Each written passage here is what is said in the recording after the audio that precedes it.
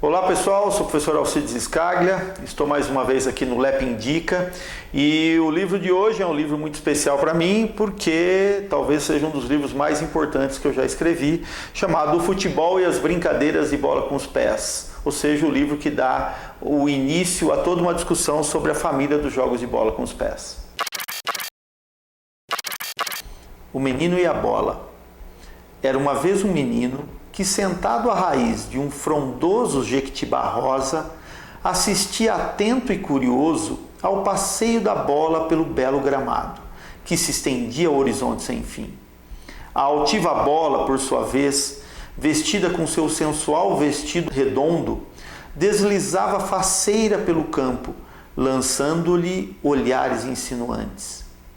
Hipnotizado pelos olhares da bola, o menino levantou e foi se aproximando, até que parou à sua frente.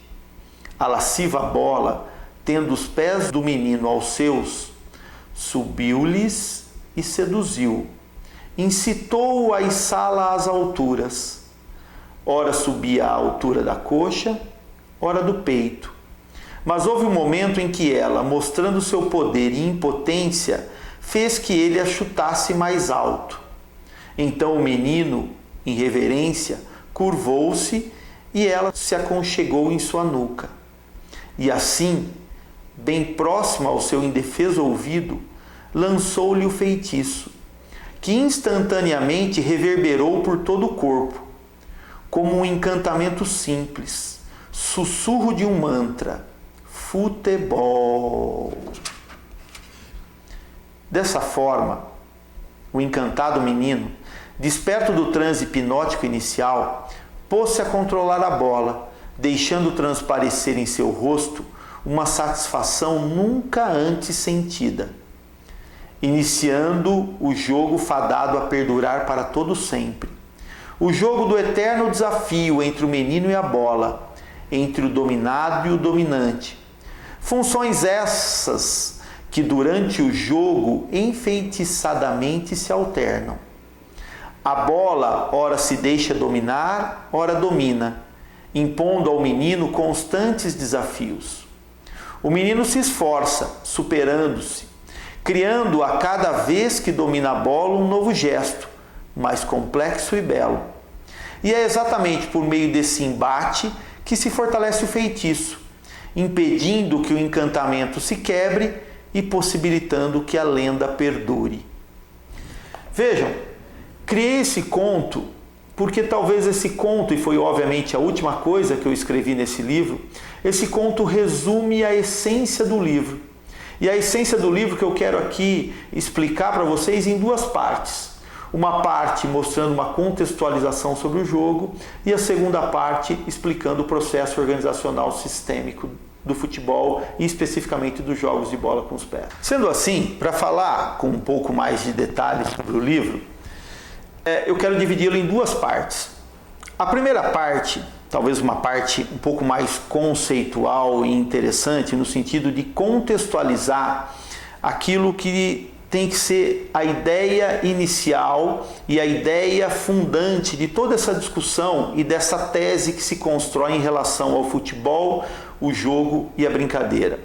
Porque, para que todos possam entender a proposta desse livro, é preciso romper com talvez o paradigma positivista que fez com que muitas pessoas começassem a entender que jogo é uma coisa, brincadeira é outra coisa e esporte é outra coisa. A nossa proposta se pauta exatamente na ideia de que o futebol nada mais é do que um jogo. Então, antes de tudo, ele é um jogo. E sendo jogo, ele pode, em alguns momentos, ser uma brincadeira, em alguns momentos, ser um esporte. Ou seja, nós partimos do pressuposto e de um paradigma que sustenta a ideia de que o jogo ele não existe em si, mas sim ele existe nas suas manifestações.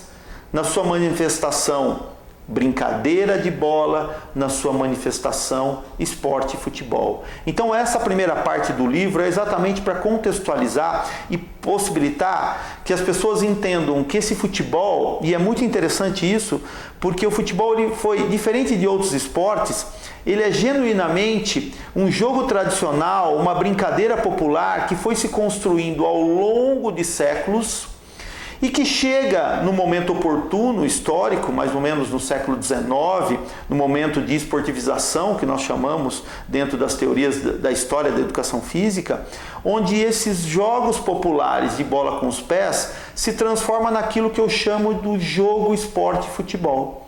E desse momento em que se constitui o jogo esporte-futebol, onde se pode até se datar com a data de 1863, nós temos um processo que não para, e sim que continua de uma ressignificação agora desse esporte futebol para uma ressignificação de vários jogos, brincadeiras de bola com os pés, onde as crianças, vendo os adultos praticar o esporte futebol, querem agora levar esse esporte para a sua brincadeira, querem ser o ser do jogo, ressignificar, modificar esse esporte, e ao modificá-lo se cria uma infinidade de jogos, brincadeiras de bola com os pés que todos nós conhecemos, por exemplo, como um bobinho, um gol caixote, um 3 dentro, 3 fora e inúmeros outros jogos populares, como o principal deles, que talvez seja a pelada.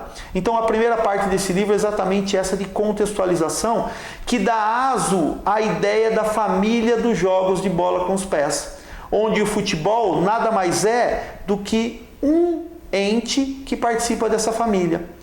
Talvez ele seja a celebridade, seja o ente mais famoso, mas ele é um personagem a mais dentro dessa família, que é composta de inúmeros outros jogos de bola com os pés.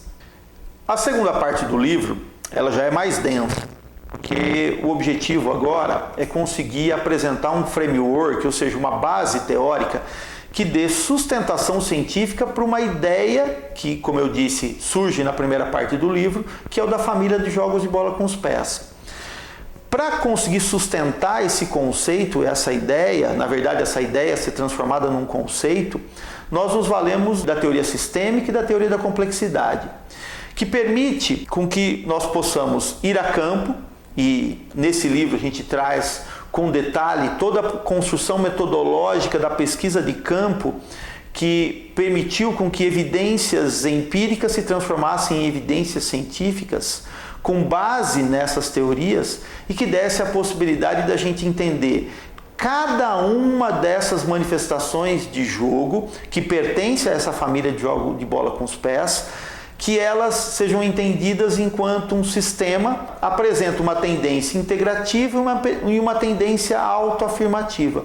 Essa tendência integrativa e autoafirmativa serão muito importantes para que a gente possa construir e explicar como se justifica todo um processo organizacional sistêmico de cada um desses jogos.